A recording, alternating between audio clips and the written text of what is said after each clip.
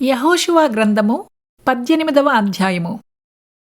ఇజ్రాయేలీయులు ఆ దేశమును స్వాధీనపరచుకొనిన తరువాత వారందరూ షీలోహునకు కూడివచ్చి అక్కడ ప్రత్యక్షపు గుడారము వేసిరి.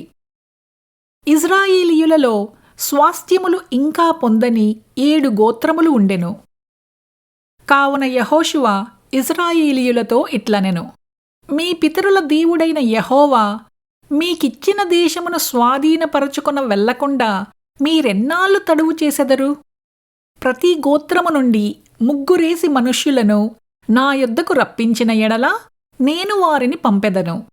వారు లేచి దేశ సంచారము చేయుచు ఆయా స్వాస్థ్యముల చొప్పున దాని వివరమును వ్రాసి నా యొద్దకు తీసుకుని వచ్చెదరు. వారు 7 వంతులుగా దాని పంచుకొందురు. యూదా వంశస్థులు దక్షిణ దిక్కున తమ సరిహద్దు లోపల నిలిచియుండవలెను. యోసేపు పుత్రులు ఉత్తర దిక్కున తమ సరిహద్దు లోపల నిలిచియుండవలెను. మీరు 7 వంతులుగా దేశ వివరమును వ్రాసి నా యొద్దకు తీసుకుని రావలెను. నేను ఇక్కడ మన దేవుడైన యెహోవా సన్నిధిని మీ నిమిత్తము వంతు చీట్లు వేసెదను. లేవీయులకు మీ మధ్య ఏ వంతునూ కలుగదు. యెహోవాకు యాజక ధర్మము చేయుటయే వారికి స్వాస్థ్యము. గాదీయులును రూబేనీయులును మనష్షే అర్ధగోత్రపు వారును యోర్దాను అవతల తూర్పు దిక్కున యెహోవా సేవకుడైన మోషే వారికిచ్చిన స్వాస్థ్యములను పొందియున్నారు. ఆ మనుష్యులు లేచి ప్రయాణము కాగా యెహోషువ దేశ వివరమును వ్రాయుటకు వెళ్ళబోవు వారితో, మీరు ఆ దేశములో పడి నడుచుచూ దాని వివరమును వ్రాసి నా యొద్దకు తిరిగి రండి. అప్పుడు నేను షిలోహులో మీ కొరకు యెహోవా సన్నిధిని వంతు చీట్లు వేయించెదననగా, ఆ మనుష్యులు వెళ్ళి దేశ సంచారము చెయ్యుచు 7 వంతులుగా గ్రామముల చొప్పున దాని వివరమును పుస్తకములో వ్రాసి షిలోహులోని పాలెములోనున్న యెహోషువ యొద్దకు వచ్చిరి. వారి కొరకు యెహోషువ షీలోహులో యెహోవా సన్నిధిని వంతు చీట్లు వేసి వారి వారి వంతుల చొప్పున ఇజ్రాయేలీయులకు దేశమును పంచిపెట్టెను. బెన్యామీనీయుల గోత్రమునకు వారి వంశముల చొప్పున వంతు చీటి వచ్చెను. వారి చీటి వలన కలిగిన సరిహద్దు యూదా వంశస్థుల సరిహద్దుకును యోసేపు పుత్రుల సరిహద్దుకును మధ్య ఉండెను. ఉత్తర దిక్కున వారి సరిహద్దు యోర్దాను మొదలుకొని యెరికోకు ఉత్తర దిక్కున పోయి పడమరగా కొండల దేశము వరకు వ్యాపించెను. దాని సరిహద్దు బేతావేను అరణ్యము వరకు సాగెను.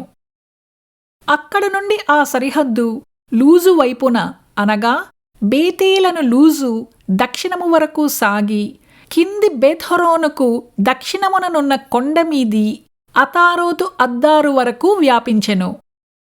అక్కడ నుండి దాని సరిహద్దు దక్షిణమున బెత్హొరోనుకును ఎదురుగానున్న కొండ నుండి పడమరగా దక్షిణమునకు తిరిగి అక్కడ నుండి యూదా వంశస్థుల పట్టణమైన కిర్యాత్బాలు అనగా కిర్యాత్యారీము వరకు వ్యాపించెను. అది పడమటి దిక్కు.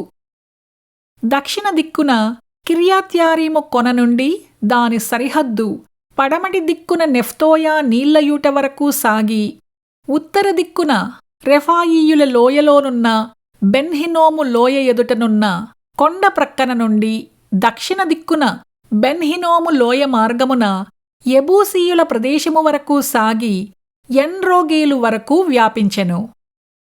అది ఉత్తర దిక్కు నుండి ఎన్షెమేషు వరకు వ్యాపించి అదుమ్మీమునకు ఎక్కుచోటికి ఎదురుగా ఉన్న గెలేలోతు వరకు సాగి రూబేనీయుడైన బోహను రాతి యొద్దకు దిగెను.